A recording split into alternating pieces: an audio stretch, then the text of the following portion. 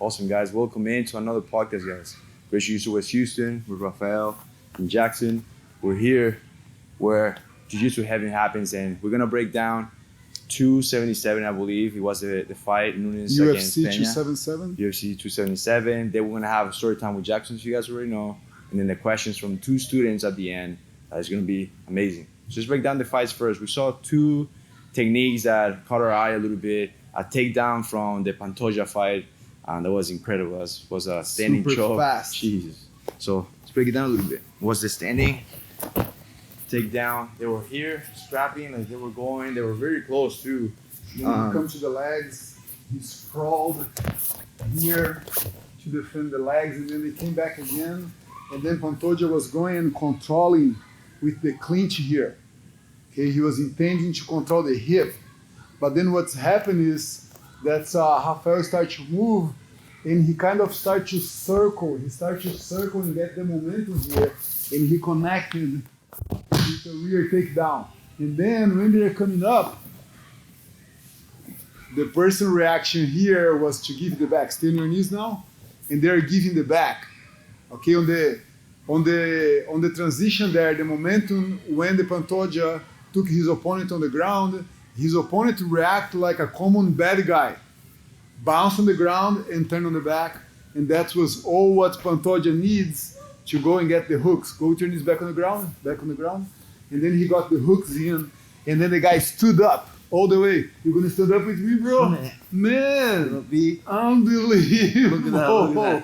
I'm strong. Unbelievable! And then here he had the body triangle, and then the fight was going on here, and got in a like real rough choke here, like from the face. He was kind of a face choke there. It was nasty. But what I want you guys to understand is the reaction here. Usually to do the rear takedown, we go all the way to the end here in the combatives class. Okay, but what's happened, like he kind of had one arm innovated. Yeah, like the arm in. And what he did, he just like come to the side and from here, he took the opponent down, and the opponent respond with this. And that's when things like got really bad. And the fight was super fast, maybe like like a minute. Minute 30 seconds. And I believe like the main mistake was the reaction of the opponent. Bounce on the ground and turn on the back to stand up. And that's a thing that we see all the time in like any street fight, any street scenario. When you take the bad guy to the ground, they react turning towards the back in order to try to stand up again and exposing the back, and that was the end. Because, Pantoja, Brazilian guy, probably did jiu-jitsu his whole life, and the reaction was really, really fast, going to take the back there, and then the control on the back was just like outstanding. Controlling there and getting the choke was pretty intense. He basically just tripped and didn't even have to go to the ground. He tripped him, and then just the momentum of them standing up, the back was there immediately. Feels like both of them also engaged in the fight immediately. They're ready for a brawl there, and there's no much time of like studying strategies. The Brazilian guy went in all the way, believing that the opponent would give a reaction that would cause him to use some jiu-jitsu and get a control, and of course it really happened the way that he planned. Crazy, and then we had the armbar, Amanda Nunes with Peña. And Peña had a very, very good guard. I was impressed like how good of control she had on the guard here by breaking the posture. She was breaking the postures and climbing the legs. And then eventually she managed, after she got omoplata control and everything, she isolated the arm in the armbar here. Not just that, but also she broke Amanda's posture by tossing her that way. And Amanda like felt here in a very vulnerable position. Peña did really good to find this angle here to get Amanda's off balance and then expose the arm even more. But Amanda, very smart, what she did, she passed this leg over here. And with this leg over, she kind of anchored her body and didn't allow the partner to find the angle. Where Rafael wanna go now, he wanna come towards this way here, to get that angle and expose my arm even more. So what Amanda did, she passed her leg there, and with that leg hook there over the head, she managed to pull herself back in and pass over here and recover the posture, and then took that arm out and recovered the fight. And I think from there, Pena like recovered the guard again. They kept going here, but it was incredible like how Amanda got me in the armbar again from the guard, how Amanda identified here. I believe she would like try to stack. Okay, but what's happened is Pena was very smart to throw her that way where she had no balance, but Amanda reacted that leg over the head. And I think that's what saved her life here. Yeah. And now anchoring that leg kind of allows her to pull herself back in and get the armbar loose and escape. And really show like how one little detail can,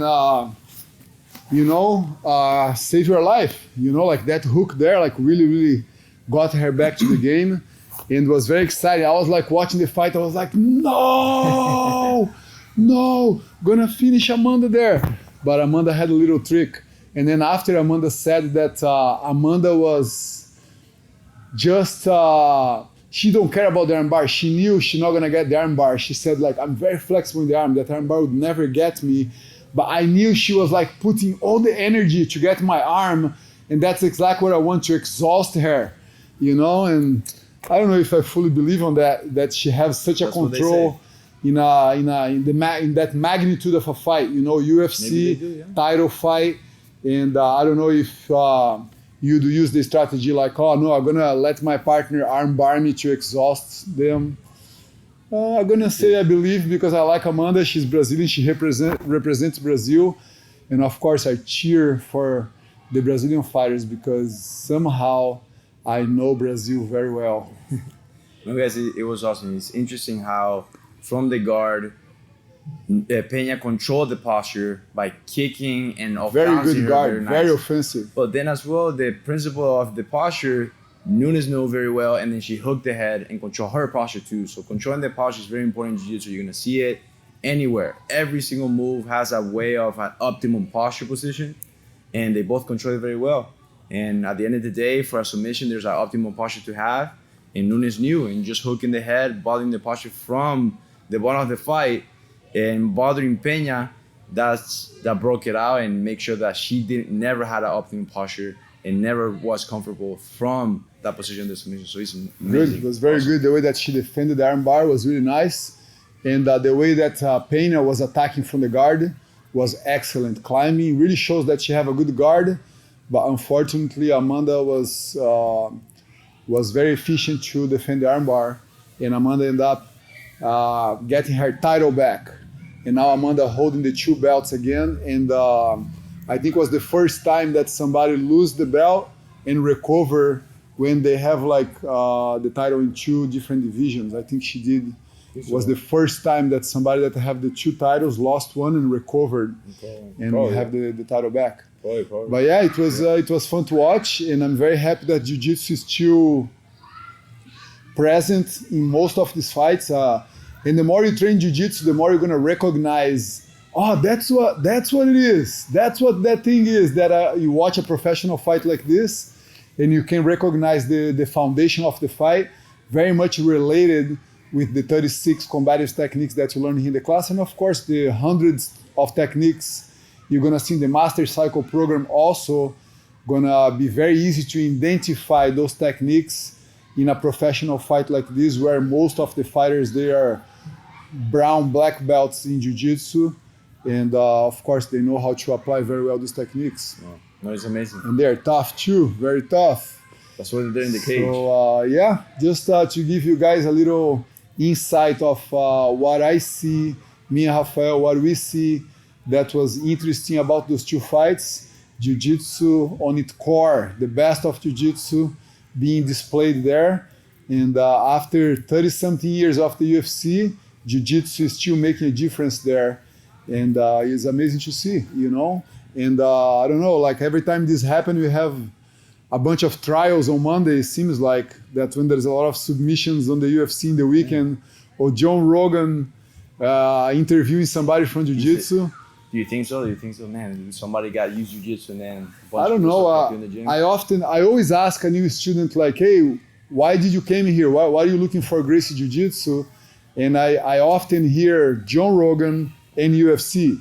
That's 2 things that really really, push the martial art forwards, and people want to try it because, John Rogan is an icon in the communication, and also a jiu-jitsu long years. Long student. Yeah, training jiu-jitsu. So of course he knows what jiu-jitsu is about, and he always recommends it to everybody. Yeah. And the UFC is just what was made by Rorion Gracie to prove which martial art was the best. And still, I think, still the best. What do you think? No, it's still important. If nobody has, If somebody asks right us there, what's the best martial art, what are we we're gonna gonna say it's jiu-jitsu? But without jiu-jitsu, Always gonna be jiu-jitsu. somebody's gonna get choked out there. Regardless if you're the best striker in the world, you're gonna get choked out regardless. Yeah. So you want jiu-jitsu in your arsenal. And now let's move forward a little bit to the storyline, guys. So see you in the next one. So stories, one story that happened in my gym in Brazil one time. I lived in Brazil from white to purple belt. I left Brazil, I was near the purple belt. When I left Brazil, I was a blue belt, 4 stripes. So this event happened, I was probably still a white belt, maybe a white belt, 3 stripes. We were all training in the gym. There is no beginners class, it was one class for everybody, maybe like 35 people training. And the front desk was open. You could see the front desk. It was just like a table, and there is a couch where, people come by and they want to watch the training. They usually sit in that couch and they watch the classes. Next to the couch, there is a clothes rack holding a couple of hoodies. These hoodies had just arrived, was new there. And we all know those hoodies were there because we saw them. And of course, we want to get one of those. But, to get a hoodie in Brazil in those days, you need to plan. You need to plan it and save some money to buy a hoodie. And we all know those hoodies were there. And you're training, and a guy come and sit on the couches and was watching the class. And then from nowhere, this guy grabbed a hoodie and runs away. He runs away from the school. Guess what's happened? 35 people run after him. The whole class left, and this guy running the street with the hoodie, and he cutting streets, and the whole gym, not everybody, not all 35, but let's say 12 guys. 12 students Jiu-jitsu protection. running after, all wearing gis in the street, barefoot. And then we got close to the guy, and he threw the hoodie. He threw the hoodie behind a wall and kept running. Then he stopped well, what do you guys want? What do you guys want? I didn't do anything. But we just saw him throwing the hoodie 20 seconds ago. He threw the hoodie and stopped no, I didn't do anything. What do you guys want? And then we grab him and hey, let's go there. You're gonna jump the wall. You're gonna grab the hoodie. You're gonna go put it back where you took it from. We went there. The guy jumped, got the hoodie. The hoodie was kind of wet, and we make him clean the hoodie. Went all the way back to the gym. 2 guys holding one arm and the other guy holding the arm, and on the clothes kind of police style. And we brought the guy all the way back to the gym, and we made him hang the hoodie back on the counter there and walk away. And that was a very the class was done. We just sat after that and we talked for a long time about the situation. And now I ask you guys, which kind of criminal that robs a hoodie in a jiu-jitsu gym with 35 people ready to fight at any second? Those guys there, 35 of them, warmed up, ready to go. And you go there and you sit and you think it's a good idea to rob a hoodie in front of everybody and run away. You must be triathlete that you're gonna run 20 miles and then those guys gonna run out of gas and they're gonna stop. That guy had a bad idea that day to go and rob one of the hoodies and try to get out. The risk was too high for the reward. Too high, bro. Too high. You don't walk in a jiu-jitsu gym and you try to rob clothes there when there is a whole bunch of fighters watching you do that. And I think we didn't use any kind of violence or anything or teach this guy a lesson. The lesson was just shame him and make him go back there and put the hoodie. We could have done a lot of other things, a lot of bad things, but never. I don't think it was ever the purpose of using jiu-jitsu to hurt somebody. In the end of the day, that guy, I don't know why he was trying to rob the hoodie. he had a desire to have that hoodie, who knows, maybe to give to a family member or give to a friend or just wear the hoodie and pretend he was a jiu-jitsu guy. Or maybe he always had a dream of wear a jiu-jitsu hoodie and belong to that community, but life never gave him the opportunity to arrive at the gym with a different manner, never gave him the opportunity, so we just use the most peaceful way to teach him a lesson and shame him, and he walked away, no harm, and that's the way we react that day. I was pretty pleased that we didn't use any other thing, because running a business is very difficult. You put a lot of your energy here. It's a big deal to have your business running and being profitable, and you give opportunity for other people to work with you. And anybody that walk in here and take can be like one penny on the ground there. If you take that penny, I'm gonna feel hurt, because we put a lot of effort to make your life out of jiu-jitsu, and it's the best thing. The best thing you can do is make your life out of something that you love and you like, and on top of that, you are giving something that's helping other people to achieve their goals too. So every little inch of this gym here is important for us. It's very important. I was telling the other day, we are doing maintenance here last week, and one of my students were helping here, and he said hey, where's the hole here to put this screw?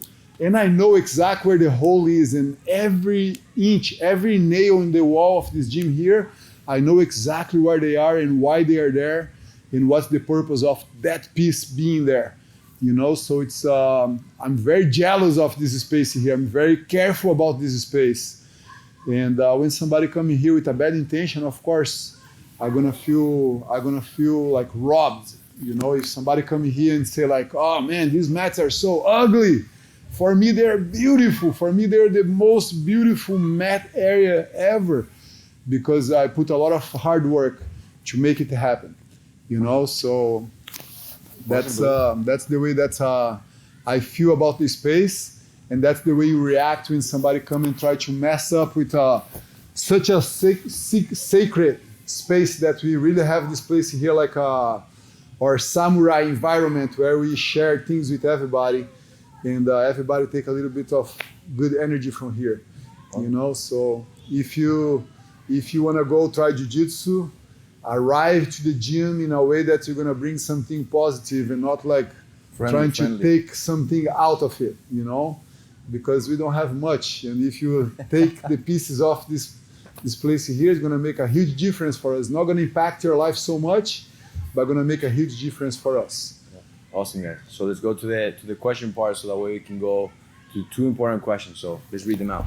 So guys, now the questions, Q&A, the question that the students ask for us. What's the first one? So Ryan says, what is the difference between having jiu-jitsu as a hobby and as a lifestyle? Ryan Rios, one of our students here, want to know what's the difference between the lifestyle, jiu-jitsu lifestyle, and jiu-jitsu as a hobby. As a regular student. So for most, jiu-jitsu start as a hobby. You're looking for some activities, a place that you want to belong, a place that you want to work out and learn self-defense. Maybe your first approach of jiu-jitsu is if I do twice a week, great. And that's how you start. You come twice a week. And then when you see you are not so anxious about the car that's in front of you in the red light, the light turns green, the car in front of you don't move, and then you realize that you're not in a hurry anymore. You're waiting for that car to go, and you go. Maybe before jiu-jitsu, you'd be honking, come on man, let's go, it's time to go, green light. So those are the signs that you are turning your hobby in more in a lifestyle. Another example that I use is, you used to have heavy meals at 10 p.m. Okay, that was your habit. You used to have heavy meals at 10 p.m. But then in the morning, you wake up kind of slow, kind of sleepy, and now you are attending the 7 a.m. classes. And you feel when you arrive to the gym at 7 a.m., you're still a little sleepy and your body's still catching up.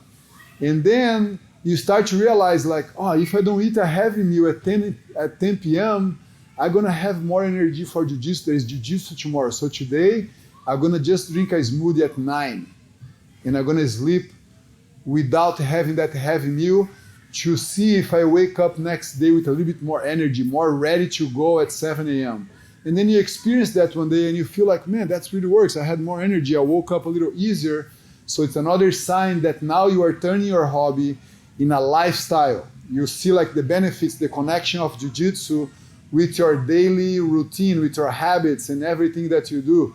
You know, you start to talk with somebody and this person talking more than you, and instead of you try to talk back at the same time, you just wait. You just wait and listen to everything what the person have to say, and you're more patient to hear what somebody have to tell you. It's another sign of you be more resilient and you waiting a little bit more to take action. And jiu-jitsu really teaches you that. Okay, like when you are in a bad position could be like a mount position. Somebody's mounting you and you're already tired. If somebody's mounting you, you fought all the way until somebody get control and mounting you. So usually when somebody is mounted, you are tired. And you know, like if you put even more there, if you put even more energy in that moment, then you're gonna just put everything out and your opponent gonna submit you from there. So you don't want to give that submission without put up a fight there and defend yourself as much as you can. So usually when you know jiu-jitsu and somebody mounting you, you wait a little bit. And the same thing if somebody talking, you would wait a little bit more and to assimilate the facts and have a better reaction and a better understanding, and of course have a better answer. Yeah, I mean, hobby for me, for example, to define it and to be on the same page, right? So a hobby for me is like something that you do maybe once or twice a week that Jackson was mentioning that most of us starts like that, right? But then as a lifestyle, when I started here, I think I started a few days just with doing jiu-jitsu and then start to help at the gym and then start being a little bit more involved. So hobby, you're not as involved into it and you're not as deep into the learning, into the philosophies, into the mindset. It's just part of your life, right? It's still benefiting you somehow, but it's not as much as impactful as living it and doing it every day and actually having it in your mind and studying it. So it's something that you actually start to affect other parts of your life. So as a hobby, it impacts your life, but not as much as having it daily. So you basically see it and it doesn't feel like work. So sometimes as a hobby, you do it in those days and then you're gone. Like you don't even think of it again. For me, in my case, I see it every single day. I apply jiu-jitsu every single day and many other stuff. And I study jiu-jitsu every single day. Even though I'm trying to give a break from jiu-jitsu and rest, I still think about it. Yeah. So for me, it's just a lifestyle, like the name says, lifestyle. You live jiu-jitsu. Yeah, you live it. Yeah. It's part of you. So many philosophies you start to share in your yeah. For us that we work with jiu-jitsu, we sell jiu-jitsu, we teach jiu-jitsu every day. Yeah. You know, the lifestyle is even more intense regards to jiu-jitsu, and then we end up like fully involved in our families. You know, my wife, my kids, they're fully involved in the gym. Is my way to live jiu-jitsu end up contaminate other people around me, you know, and then when I see like all my surrounds are also part of my lifestyle. Not contaminate, but you share it. Yeah, contamination of jiu-jitsu is the best contamination, guys. Awesome. So going to Juan now, this is something that is very common, and this is actually a question that I had before that I told Jackson, and we talked about it a little bit. So Juan, why do a lot of fighters, when standing, lock up their shoulders and work for the underhooks? They don't really look to control the hips when standing. So for example, guys, let me paint the picture here so that way Jackson can give the answer. So in combatants, it's something that we teach in the class here. We teach them to close the distance and to control the hips. Right? A person that is untrained, most of the times they don't realize about the hips. But the fighters, if you guys see the fights a lot, and that's why we do the UFC breakdowns, is because many of you guys watch it, they go a lot and they end up either in this over control or at least controlling the shoulders, right? Yeah, but when I never want my opponent to control under my arms here. And the reason that I don't want this, because if they control under the arms, they are ready to control my hip. And the hip is what's keeping me alive in here standing. So that's why in professional fights, you see this battle to at least have one underhook. If I have one arm under, I don't allow them to control my hip and my legs. And that's why there's this constant battle here. Now swing your hand in. There's this constant battle here of who have the double underhook control. Whoever gets the double underhook control here is gonna have control of the hip. And that's exactly why they fight so much to have this double underhook control, because whoever have the double underhook control here gonna have control of the hip, and then can take down, can take the back, everything out of the hip control. That's why we keep battling. We call this pummeling. In the Master Cycle program, you're gonna study all these pummeling situations of don't let your partner easily control. A bad guy don't know that, and that's why in the combatives program, the beginning program, we teach how to go and control the hip to execute a takedown and control the bad guy on the ground. Yeah. You know, a bad guy is not a professional fighter that know how to pummeling and fight for the hip control. They would like do open, expose the hip by trying to punch you in the face or whatever, exposing the hip, giving us the hip control, and then that's why Jiu-Jitsu is so efficient and fairly easy to take somebody that don't know Jiu-Jitsu to the ground, because they don't know the value of the hip control. Yeah, they're just untrained. So in combatives, it's a little bit easier to get. Then when we start to get a little bit more advanced, then we start to talk about this stuff, right? So it's amazing. Guys, appreciate the questions. Please send in more. And remember, we're in Gracie Jiu Jitsu West Houston. We're in the West Houston area. And we believe a lot that Jiu-Jitsu should be safe, it should be fun, and it should be taught in a structured way. Yeah. So if you're always being thinking about Jiu-Jitsu, you saw the UFC, or maybe you saw the questions that we answered, or the story time with Jackson, you liked it very much, always try to visit us, try it out. We got 10-day trials for you to do. So the first thing to do, go to the website that we have probably in the description, then reserve the 10-day trial. That's going to be the first thing that you're going to see. And then pick a day for you to come in. After you pick a day, come to the class. Trial, guys, to try the classes. Yeah. Try the program, make sure you like it. And I have another funny story before we finish. Yesterday I was at Trader Joe's buying groceries, and I know a guy from Trader Joe's that works there because I go there all the time. And he comes to me holding another employee by the hand like, "Hey, Jackson, come here. He do Jiu-Jitsu, I want to introduce you guys." And the employee there like, "Oh man, I always see you coming here wearing Jiu-Jitsu shirts, and I train the gym down the road here. Tell me about your gym." And then I told him a little bit, "Man, we are at Gracie University. You know Henry Hiro?" He said, "Of course I know Henry Hiro. All the YouTube videos." And then I told him about structure and safety, and he like, "Wow, this is crazy. We don't talk about none of that at my gym. At my gym is go, go, go. But the reason I'm going there is because it's very close to my house and I can walk." And I say, "Man, as long as you're doing Jiu-Jitsu, it's so good. But if one day you get discouraged or you think that Jiu-Jitsu is too hard for you, then you need to come to our school and try it one more time. Give yourself one more chance." And he said, "Man, I'm excited. I'm going to definitely keep you in mind." And then he told me already that it is hard. It is hard. He already like, "Yeah, Jiu-Jitsu is really hard, isn't it?" It is hard if totally wrong, okay? If you think Jiu-Jitsu is too hard for you, go to Gracie University and check what you can find there. The way I did, as a black belt already, I thought Jiu-Jitsu was too hard and was breaking my body apart. And I said, there is a different way, and Gracie University was the answer. And it's been like 7-8 years already that I've been training injury-free, and we train every day, don't we? Every day. So guys, we're looking forward to see you here. If you cannot access to any of our schools, any school is going to be worth to try. Yeah. So Gracie University, that's for the lessons online, and we're certified by Gracie University. So if you want to access our school because you live in West Houston, then you can go to Gracie Jiu Jitsu. Go to Gracie Jiu Jitsu West Houston to access our school. If you want to access the online lessons, Gracie University. See you guys in the mat.